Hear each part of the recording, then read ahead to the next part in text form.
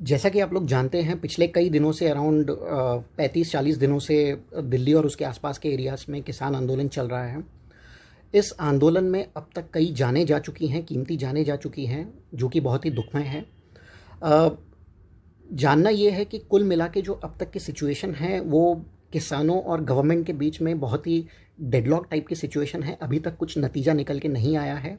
काफ़ी round of formal and informal talks already हो चुकी हैं। 1 तारीख, 3 तारीख, 5 तारीख और 8 तारीख को कैबिनेट लेवल के मिनिस्टर्स के साथ ऑलरेडी डिस्कशंस हो चुकी है, जिसका अगेन कोई नतीजा निकल के नहीं आया है। आज 30 तारीख है। आज एक और राउंड ऑफ डिस्कशंस होने जा रहा है। हम आशा करते हैं कि जो भी आज हो या जो भी उसका नतीजा निकले, ये फार्मर्स के हक में हो, ताकि उनकी जो मुश्किलें हैं, उनकी जो प्रॉब्लम्स हैं, जिसके लिए वो आंदोलन में बैठे हैं, वो दूर हो सके। हमें सबसे पहले ये समझना है कि आज वो क्या डिमांड्स सरकार के सामने रखने वाले हैं। बेसिकली उनकी 4 डिमांड्स हैं। पहली जो डिमांड है वो ये है कि ये जो तीनों फार्म लॉस हैं, न्यू ऑर्डिनेंसेस हैं, इनको रिपील किया जाए, अनकंडीशनली इनको रिपील किया जाए, नंबर 1। नंबर 2, जो भी इलेक्ट्रिसिटी कानून में इलेक्ट्रिसिटी बिल्स में जो भी अमेंडमेंट्स हुए हैं, जैसे फॉर एग्जांपल एक उसमें से मेन प्रोविज़न ये था कि जो डिस्कॉम्स हैं, डिस्ट्रीब्यूशन बिजनेस है, उसको प्राइवेटाइज़ किया जाए। उसके अलावा और भी बहुत सारे प्रोविजंस हैं, उसको वापस लिया जाए, उसको रिपील किया जाए। तीसरा ये है कि एमएसपी जो है उसको एक लीगल फ्रेमवर्क के अंडर लिया जाए और उसको मैंडेटरी किया जाए काफ़ी क्रॉप्स के लिए। अराउंड 23 से 25 क्रॉप्स आते हैं एमएसपी के अंदर।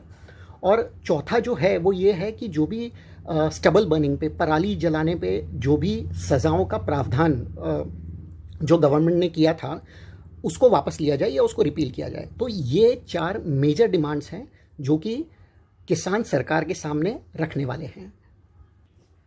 अब देखना ये है कि आगे भी अगर इन डिस्कशंस का कोई नतीजा निकल के नहीं आता है या ये जो फार्म बिल्स हैं ये रिपील नहीं होते, तो क्या ऐसे मिनिमम चीज़ें हैं या मिनिमम पॉइंट्स हैं जिसका किसानों को ध्यान रखना चाहिए, ताकि जो भी डिसीजन हो वो उनके फेवर में हो। सबसे पहले तो मैं ये मानता हूँ कि जो एमएसपी है उसको डेफिनेटली एक लीगल ब्लैंकेट देना चाहिए, एक लीगल फ्रेमवर्क में लाना चाहिए। और जितने भी क्रॉप्स हैं आज की डेट में, जितने भी क्रॉप्स एमएसपी लिस्ट के अंदर आते हैं, अराउंड 23 से 25 क्रॉप्स हैं, वो सब पे एमएसपी मैंडेटरी कर देना चाहिए। क्योंकि आज ऐसा हो रहा है कि सिर्फ वीट और धान, वीट और राइस, ये 2 क्रॉप्स हैं जिस पे एमएसपी मिल पा रहा है। वो भी सारे किसानों को नहीं मिल पा रहा है, सिर्फ कुछ राज्य हैं, कुछ स्टेट्स हैं जिनके किसानों को मिल पा रहा है। तो सारे क्रॉप्स को एक मिनिमम सपोर्ट प्राइस दिलवाना चाहिए। प्रोक्यूरमेंट भले ही सरकार करे या प्रोक्यूरमेंट भले ही प्राइवेट प्लेयर्स करें या कॉरपोरेट्स करें, कोई भी करें, लेकिन एमएसपी का होना बहुत ज़रूरी है। क्योंकि एमएसपी अगर होगा तो उनकी एक मिनिमम इनकम इंश्योर रहेगी, ताकि उनका कॉस्ट ऑफ कल्टीवेशन उसमें से निकले। And MSP is not to be confused by maximum retail price, it's a minimum support price for a farmer. तो इसका होना बहुत ज़रूरी है, क्योंकि कल को अगर उसकी एक स्टेबल इनकम होगी, उसकी एक फिक्स्ड इनकम होगी, तो वो इनकम से खुद को चला पाएगा, खेती में इन्वेस्ट कर पाएगा, अपने फैमिली के लिए यूटिलाइज़ कर पाएगा, अपने बच्चों को पढ़ा पाएगा। तो इससे बहुत सारी चीज़ें सॉल्व होंगी। जैसा कि आप जानते हैं, जीडीपी पे जो एग्रीकल्चर का जो योगदान है वो सिर्फ 17% है, और जो एम्प्लॉयमेंट में जो टोटल कंट्रीब्यूशन है इंडिया में वो अराउंड 60% है। तो ये, जैसा कि आप एक टाइप का जो इंस्टेबिलिटी जो आप देख रहे हैं ये दोनों चीज़ों में, ये इसके कारण है कि आज की डेट में वो उनको अपनी मेहनत या अपनी लागत के हिसाब से उनको आउटपुट नहीं मिल रहा इन टर्म्स ऑफ इनकम। तो एमएसपी का होना बहुत ज़रूरी है उनको सपोर्ट करने के लिए। जो दूसरा पॉइंट है वो मंडियों को लेके है। हालांकि सरकार बोलती है कि मंडी सिस्टम में कोई चेंज नहीं करेंगे और जैसा चलता आ रहा है वैसा चलने देंगे, लेकिन फैक्ट ऑफ द मैटर ये है कि अगर आप मंडियों को स्ट्रेंथन नहीं करोगे, उनको और ज़्यादा पावरफुल नहीं बनाओगे, उनके लिए आगे एक डेवलपमेंटल रोड मैप नहीं डिसाइड करोगे, तो आगे चल के ये मंडियाँ कोलैप्स हो सकती हैं। बिकॉज अगर कल को कॉरपोरेट्स पिक्चर में आए तो वो पैरेलली अपनी प्राइवेट मंडियाँ खड़ी करेंगे, और प्राइवेट मंडियों का कंपटीशन सीधा सीधा गवर्नमेंट मंडियों के साथ है। और ये प्राइवेट बिजनेस हाउसेस की जो सबसे बड़ी बिजनेस स्ट्रैटेजी होती है वो ये होती है कि अपने कंपटीशन को किल करना या उसे वीकन करना। सो ये जो गवर्नमेंट की मंडियां होंगी ये खतरे में होंगी। आज की डेट में ये मंडी सिस्टम कोई ज़्यादा स्ट्रेंथन नहीं है, सिर्फ कुछ स्टेट्स में ये स्ट्रेंथन है। अगर देखा जाएगा तो इंडिया में टोटल कुल मिला के 7,000 मंडीज हैं। ज़रूरत है अराउंड 35 से 40,000 की। सो आप देखेंगे आज की तारीख में ये बहुत बड़ा मिसमैच है। तो आपको इसको और स्ट्रेंथन करना होगा ताकि किसानों के पास दोनों ऑप्शन हो, प्राइवेट मंडियों का भी ऑप्शन हो, गवर्नमेंट मंडियों का भी ऑप्शन हो। क्योंकि अगर कल को प्राइवेट मंडीज़ और ज़्यादा पावरफुल बनती हैं, गवर्नमेंट मंडीज़ जो हैं उनके वाइंड अप होने के चांसेस हैं और फिर किसानों के पास कोई ऑप्शन नहीं रह जाएगा। तो मंडियों को, एग्जिस्टिंग मंडियों को स्ट्रेंथन करने का ये एक दूसरा प्रोविज़न है जो कि लॉ में होना चाहिए और जो कि बहुत ज़रूरी है।